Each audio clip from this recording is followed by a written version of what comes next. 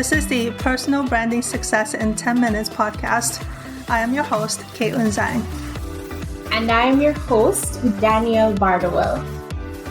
When you say core platform, what does that mean? A platform is the step 3 out of the 5-step process to build your personal brand. Following number 1, your positioning. Secondly, your profile, which is your photos and videos and visuals.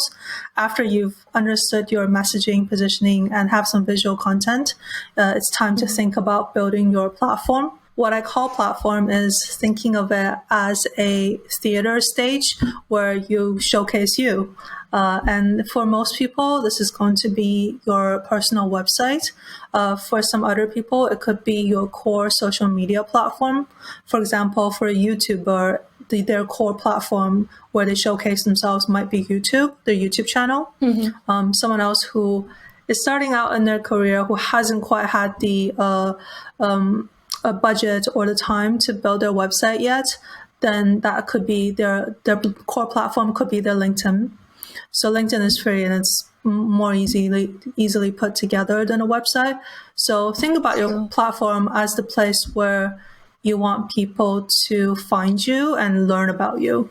Okay, that makes sense. And I would assume that based on what you're trying to put out into the market, it's important to choose the right platform. So for example, if you're doing food or fashion, Instagram would, if you can't afford a website, Instagram would be the best option, for example. Yeah, I think for visually based mediums like photography or food or fashion or that kind, Instagram could be a initial platform to start off on, but the limitations of using a social media channel as your platform is that there's oftentimes limits on word count.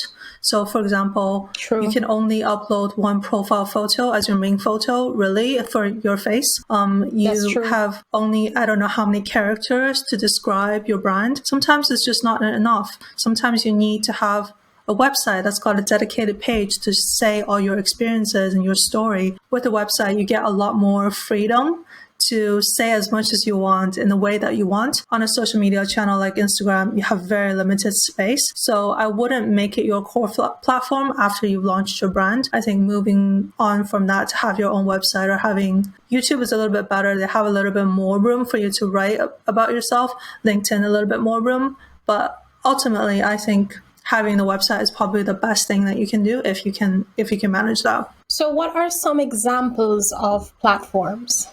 So I'll show 2 examples. One is, this one has been a godsend for during the pandemic. It's a yoga related YouTube channel. So it's Yoga with Adriene. I think some of you might be familiar with it. So Yoga with Adriene is a woman called Adriene in Texas who does these yoga tutorial videos, and her main platform would be her YouTube channel. She does have her own website, but I think her main core platform is YouTube because that's where most of her followers would find her initially. Right. And also there's a lot of information about her on YouTube, and this is where she interacts with everyone most of the time. So even though she has a website, I think I would say her core platform where she needs to actively manage is her YouTube, because without that, she doesn't have a business. So that's why I would say it's core. The second one I'm looking at is called Neil Patel. So he's a marketing guy.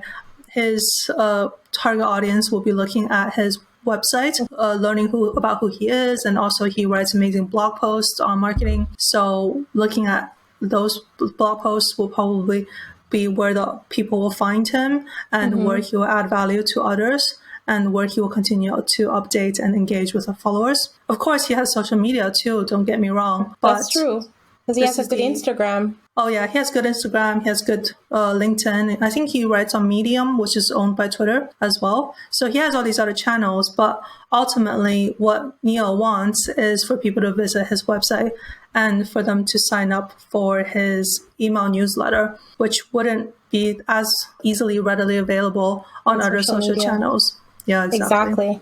Especially the newsletter, that really gives insight into what he does, and it makes you want to go on the website and visit his blog. Absolutely. One of the great things about your core platform is that it should be a place where you can curate your story and you can also have call to actions for people. So sometimes it's book my service, buy my book, or get in touch with me, follow me somewhere. So these core actions like signing up for my newsletter should be on your platform in some way. And if you think about like Instagram, but even Twitter, there's not enough space to write all those things. It's not quite possible.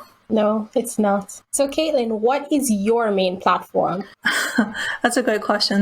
So I have a personal website for my personal brand, which is at KaitlinZhang.com. I was so lucky that I was able to get this domain name because I guess not a lot of people have my name. So if you don't have your domain name yet, definitely try and purchase that. You can get it from domain websites, and usually they're about less than £10 or $10 a year. So it's really affordable. And my second platform is, of course, my company website, ovalbranding.com. I use my personal one to showcase my own kind of brand, as well as other endeavors that I want to do.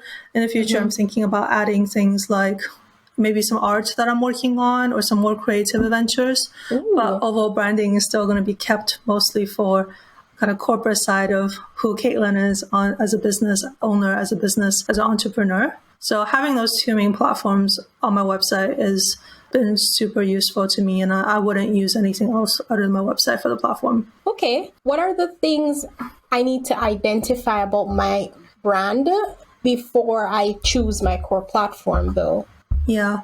So in the beginning, I said that this is step 3 out of the 5-step process for personal branding. But before you jump into your platform, you should have already been looking at what is your brand positioning, what are the values that you add to others, and who are your core target audience that you're trying to serve, understanding your mission, your vision.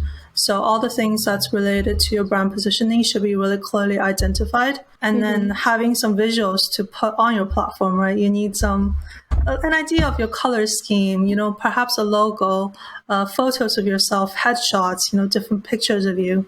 So having all those assets ready is going to help you build that core platform. I imagine so. How does my core platform contribute to my brand's narrative? The core platform is the ultimate place where you are telling your brand story. Your core platform should be the place where you have updates. So you can have a news section or a blog section where it talks about what you're up to next, what kind of events you're going to, activities you're working on. This is really where you can update your brand's information. Of course, social media does that to an extent. If you send out a tweet, a LinkedIn post, an Instagram post, people can still view that, but it's not really a consolidated place where people can see all the kind of updates from the past and to really understand how your brand is growing. I think having your core platform really well done is going to really contribute to your brand's core messaging without being detracted by Twitter's algorithm or Instagram or Facebook's algorithm worrying about those things.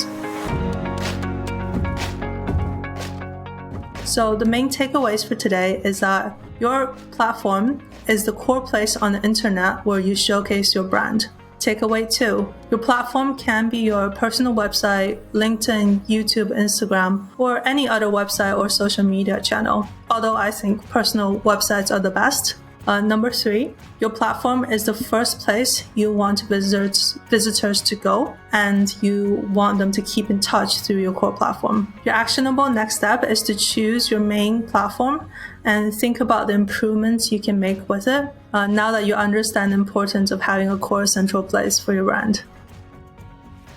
This episode is produced by Oval Branding, a London-based award-winning branding agency that serves corporate clients and personal clients around the world. Visit ovalbranding.com to contact us about your next marketing project. I am Kaitlin Zhang. Thank you for listening.